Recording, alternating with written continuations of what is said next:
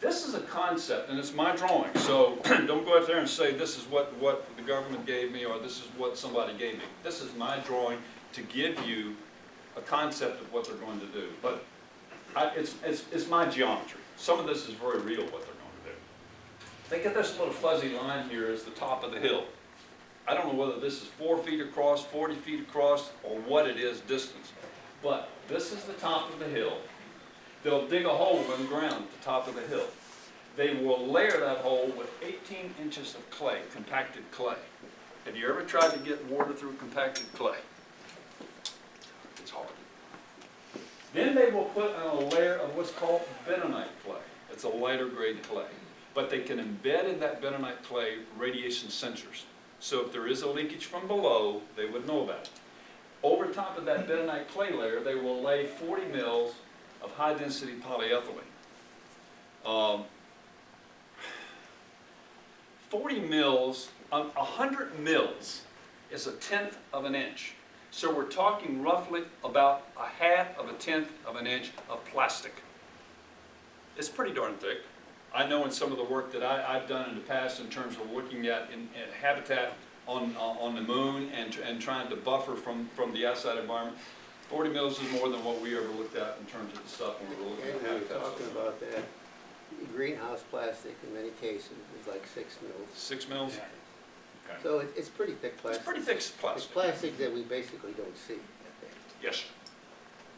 They will dump the tailings in that on top of the plastic, and the reason for using the clay is twofold. It makes a good solid waterproof base that is structurally sound, but it also has no bumps, no rocks, no whatever in it, so that when they lay this bentonite clay and then lay the plastic on it, the only thing that has to worry about is the stones that are biting down from above on the plastic. But they will put all those tailings in there.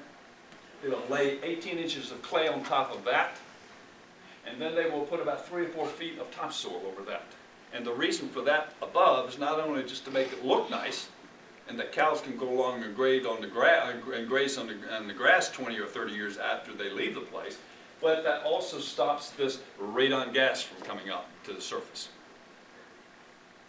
All of this is sort of forced upon them, whether they want it or not, but I don't think, in all honesty, let me go back a second. All of this would be forced upon them, whether they want it or not, by the federal government. The Nuclear Regulatory Commission is a whole lot of little people looking at what you're doing. And the state will have a whole lot of people looking at what you're doing. And Pennsylvania County, as a county government, I'm sure will have a whole lot of people looking at what you're doing. So what I'm saying is a whole lot of people going on, okay? Here's where the conflict exists between what I've just told you and why Virginia Beach was so concerned. And here is what's called the Baker study. And yes, to some extent I'm criticizing the Baker study here, but I'm not the only person criticizing it. In fact, my criticisms here are just, actually I've taken this from other things, the Heartland Institute, for example. The Baker study, this is the study done for Virginia Beach. It assumed, it's said to be incorrectly assumed, because it was, that this tailing storage would be in a, there's 2 types of swimming pools. One's called below ground. That's what I just showed you, a below ground swimming pool where they're going to store it. Another one is an above ground swimming pool. Well, what they the Davis studies assumed was they would put it in an above ground facility. In other words, they would dump it on the ground inside of a earthen barrier around. Think of an earthen fort, and you dump it and you fill the fort up. Yes, that is going to be very vulnerable to any rainfall, etc., because the rain's going to come down in the dirt, and things will seep out from that dirt onto the surface around it. The Nuclear Regulatory Commission says you can't do that. You haven't been able to do that in eons. The other thing the Baker study did was, it said, I remember I told you the 2 rivers, the Bannister River and the Roanoke River, they said Baker River assumed that you were going to put these tailing locations right up beside the river, the Roanoke River and the Bannister River. They can't do that. Again, the Nuclear Regulatory Agency won't let them do that.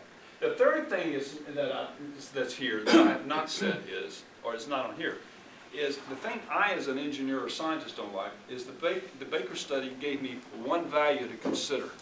They didn't give me a host of data points. They didn't give me the the means, the median, the averages, the distributions. They gave me no statistical information. They just gave me a worst case. And yeah, I'm being a little difficult there. This is where Coles Hill is, the property. Just this little place here is where the actual ore deposit is. This is the Bannister River. This is the Roanoke River. This is about 45 miles from this dot to this dot. Okay? It's roughly a mile from where the ore is to the Bannister River, and probably a mile and a half to 2 miles from this location at the end of the property. But remember, the mine is down here, so this is more like 20-some miles, up to the Roanoke River. And the only point to be made here is that the high ground will be up in this region somewhere, so where they store it will be a couple miles from the river. I'm not saying that's not a problem. I'm simply saying that gives you the perspective of what they're doing. You're going to have to make your own mind up about this. I want to add to, go on though, and remind you of something. I took that same map, and this is something I'm trying to work on, and I haven't gotten anywhere, to be honest with you. I took this map and I overlaid it. Remember at the beginning I showed you a distribution. I said they're everywhere in Virginia there's uranium. I just took that one portion of Virginia, blew it up, and overlaid it where this map was that I just showed you before. And I said to myself, and I don't know the answer to this, but I think it's a reasonable thing to think about. That's 2 parts per million uranium in those areas. I mean, that's right where the ore is down there. You know, a million years ago, they put it was a lot of ore deposit, a lot of uranium deposit in that area. There's some places where it isn't as much. This is like a fraction, like a 0.2 parts per million. My question to myself, and I don't know the answer to this, and you're going to have to ask yourself this question. If I'm concerned with a tailings location storage being put into the dumping uranium into the river, why aren't I also concerned about all this uranium in the dirt that also gets washed down towards the rivers? I don't know the answer to that, but I think other things like that have to be asked. Now, folks, for you who are saying, God, I can't stand any more of this, this is the end. Now, I want to leave you with one thought. And this is a thought that it is a very shallow Gedanken experiment. It's a very shallow thought process, but it is a thought process. If I've got an inch, and I'm worried that that inch is a whole lot of something, and I reduce it to a half of an inch, I got less concern, but I'm still concerned. I reduce that half an inch to a quarter of an inch. I still have concern, but not as much. Then I go to an eighth, a 16th, a 32nd, a 64th, a 128th, a 256, 518, or 12 rather, I'm sorry. But the point is I'm cutting it down in half, my issue, every time. You can never reach zero. The issue can never go to zero. That's the point I'm trying to make. We lose roughly 750 lives on the Virginia highways every year. They've been talking about this since 1980. That's 24,000 lives have been lost on the roads. We accept that, don't we? Of course we do. Otherwise we wouldn't be here tonight on the roads. The point is, you have a risk condition, and you say, given what the circumstances are, I will accept that risk and live with it. When I get the circumstance down to either that half inch, quarter inch, eighth of an inch, whatever thickness of concern, I will reduce it down to that thickness of concern, and I'll live with it. Basically, I think that's what's going to end up here in Virginia. If we've got a 1 inch concern right now, we'll reduce it to a half an inch, a quarter of an inch, an eighth of an inch. That's the reason I'm saying you need to know just some of the basic fundamental things that were behind this. You need to go out and read it. I'll be happy to share any information that you need or sources you can get for it. But that's the bottom line question. At what thickness of risk will you accept it? Thanks very much.